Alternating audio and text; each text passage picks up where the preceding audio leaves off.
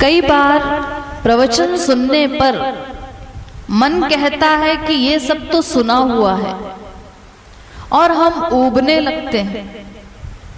कीर्तन में अधिक रुचि है तो क्या प्रवचन सुनना जरूरी है? क्या हम केवल कीर्तन के माध्यम से साधना नहीं कर सकते? नहीं, प्रारंभिक अवस्था में हम केवल संकीर्तन के माध्यम से साधना नहीं कर सकते। सुनना तो परम आवश्यक है। सिद्धांत ज्ञान को परिपक्व करने के लिए हमारे लिए शर्त है, ये कानून है, भगवत प्राप्ति तक सुनना है। जब तक लक्ष्य नहीं मिल जाए, जब तक भगवत प्राप्ति नहीं हो जाती, तब तक सुनना होगा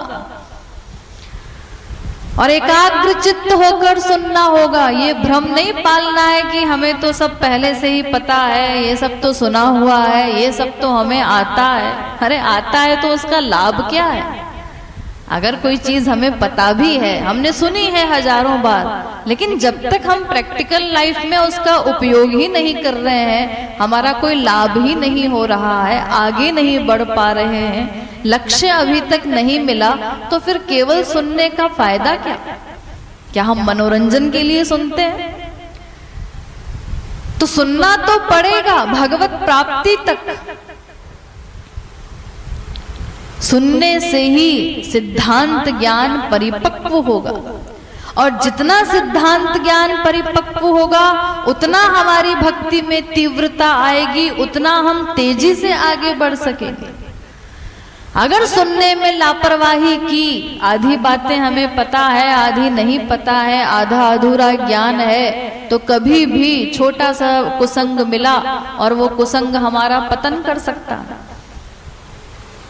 सिद्धांत सुनना है प्लस उसका रिवीजन होता रहे, सदा हम उस सिद्धांत ज्ञान को साथ रखें, ये भी कंपलसरी है। इसीलिए हमारे शास्त्र उपदेश देते हैं, आवृत्ति रसकृत उपदेशात, कि जो हम सुने उसका बार बार बार बार बार बार रिवीजन होना चाहिए, चिंतन होना चाहिए। तो अगर कोई बात हमने सुनी भी हुई है पहले, तो भी उसको सुनना, उसका रिवीजन आवश्यक है, क्योंकि केवल सुनने से हमने हर चीज को प्रैक्टिकल तो जीवन में उतार नहीं लिया। तो हमेशा इसीलिए सुनना है कि पता नहीं कब हमारी चित्तवृत्ति कैसी हो, और उस समय हम कोई बात सुन रहे हैं, भले ही सुनी हुई बात सुन रहे हैं, लेकिन उस समय ऐसा असर हो उस बात का कि हमारा काम बन जाए। जिसको संसार में लोग कहते हैं कि लग गई वो एक ही बात, छू गई दिल को। जैसे देखिए, आत्महत्या कोई करता है संसार में, क्यों करता है आत्महत्या, कैसे करता है? अचानक तो कोई 1 मिनट में नहीं कर लेता। कोई विद्यार्थी फेल हो गया, फेल तो बहुत लोग हुआ करते हैं, हजारों होते रहते हैं फेल, लेकिन सब तो आत्महत्या नहीं कर लेते। लेकिन उनमें से एक विद्यार्थी ने बार बार बार बार बार बार चिंतन किया, मैं फेल हो गया, अब मैं क्या करूंगा, अब मैं कैसे किसी को मुंह दिखाऊंगा, अब मुझे क्या करना चाहिए, अब घर वाले भी नाराज होंगे, अब आगे कैसे रहूंगा, पड़ोसियों से क्या कहूंगा, मुझे मर जाना चाहिए, मुझे मर जाना चाहिए, मुझे मर जाना चाहिए। बार बार उसने इस बात को सोचा और इतना परिपक्व कर लिया चिंतन की मर गया। सारे बच्चे तो नहीं मर जाते, उसको वो बात लग गई, उसने उस बात का इतना गहरा चिंतन कर लिया कि आत्महत्या तक कर बैठा। तो ऐसे ही हमारी चित्तवृत्ति किस समय कैसी होगी ये हम नहीं जानते।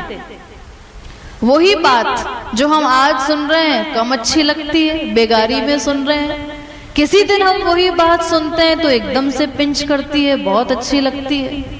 कभी कभी और तीव्र विचार होता है कि इस चीज को तो मुझे अपनाना ही है, इसको तो अपने जीवन में उतारना ही है। तो इसीलिए किस समय हमारी चित्तवृत्ति कैसी हो और पता नहीं कौन सा उपदेश वो एक ही उपदेश हमको लग जाए और हमारा काम बन जाए, इसीलिए सुनना कंपलसरी है। सुनी हुई बात का भी रिवीजन होना चाहिए बार बार, ये हमारे शास्त्र आदेश देते हैं। केवल कीर्तन ये तो भाव भक्ति परिपक्व होने के बाद या भगवत प्राप्ति के बाद केवल राधे राधे हमको करना है, उससे पहले तक तो सिद्धांत ज्ञान की परम आवश्यकता है। और दूसरी बात, जिस समय हम श्री महाराज जी की दिव्य वाणी को सुनते हैं, भले ही वो सिद्धांत हमने 50 बार सुना है, उस समय मान लीजिए आपका मन नहीं लग रहा है प्रवचन में, केवल श्री महाराज जी की वाणी पर ही अपना ध्यान केंद्रित कर लीजिए। कैसी उनकी आवाज है, कैसी उनकी आवाज में अलौकिकता है, कैसी उनकी मिठास है, कैसी उनकी भंगिमा है, प्रवचन देते समय कैसी उनकी मुद्रा बनती है, कैसे वो मुस्कुराते हैं, कितना उनको हमारे कल्याण की चिंता है, कितनी बार इस एक बात को हमारे अंदर बिठा देना चाहते हैं, कितने दयालु हैं, कितने अकारण करुण हैं, कितने सरल रूप में समझाते हैं। अरे 50 बातों का आप उस समय चिंतन कर सकते हैं। तो वो जो वाणी हम सुनते हैं, केवल उस वाणी पर ही ध्यान केंद्रित कर लें तो उस आवाज में ही ऐसा रस होता है, वो कोई साधारण आवाज नहीं है जैसे हम लोगों की होती है, वो दिव्य वाणी है, अलौकिक उनकी आवाज है। इसीलिए धीरे धीरे उसके माधुर्य का भी अगर आस्वादन करना हमको आ जाए तो काम बन जाए। हृदय में एक गुदगुदी सी होने लगेगी उनकी केवल आवाज सुन करके। तो इतनी देर प्रवचन में मन नहीं भी लग रहा है, आप उनके दर्शन तो कर रहे हैं, उनकी दिव्य वाणी तो सुन रहे हैं, और फिर जितनी देर आप प्रवचन सुन रहे हैं उतनी देर ऑटोमेटिक आपकी साधना हो गई। वैसे तो हम परेशान रहते हैं, मन लगता नहीं, मन लगता नहीं, क्या करें। और यहाँ श्री महाराज जी ने इतनी अकारण करुणा की है, इतना पैसा लगा करके टीवी पर प्रवचन दिए जाते हैं हम लोगों के कल्याण के लिए, तो उतनी देर हमारी ऑटोमेटिक साधना हो जाती है। वैसे 2 घंटे कोई नहीं निकाल पाता, 4 प्रवचनों के बहाने, 3 प्रवचनों के बहाने उतना टाइम आपका ऑटोमेटिक निकल जाता है। और जितनी देर आप उस भगवत विषय को सुन रहे हैं, ग्रहण कर रहे हैं, वो आपकी ऑटोमेटिक साधना हो गई। तो इसीलिए लापरवाही नहीं करनी है सुनने के विषय में। कीर्तन अच्छा लगता है, ठीक है, कीर्तन से प्रेम होना तो अच्छी बात है, अंतिम लक्ष्य ही कीर्तन है, भगवत प्राप्ति के बाद भी राधे राधे ही करना है। लेकिन उसके साथ अभी प्रारंभिक अवस्था में सिद्धांत ज्ञान भी हमारे लिए उतना ही इम्पोर्टेंट है, उतना ही आवश्यक है जितना कि कीर्तन। क्योंकि हम लोगों की मेमोरी, उसका हाल तो आप लोगों को पता ही है, बताने की आवश्यकता ही नहीं है कि हमारी हालत क्या है। 1 घंटे पहले, आधे घंटे पहले की बात याद नहीं रहती, 5 मिनट पहले की बात याद नहीं रहती, तो हमारे सुनने का फायदा क्या है।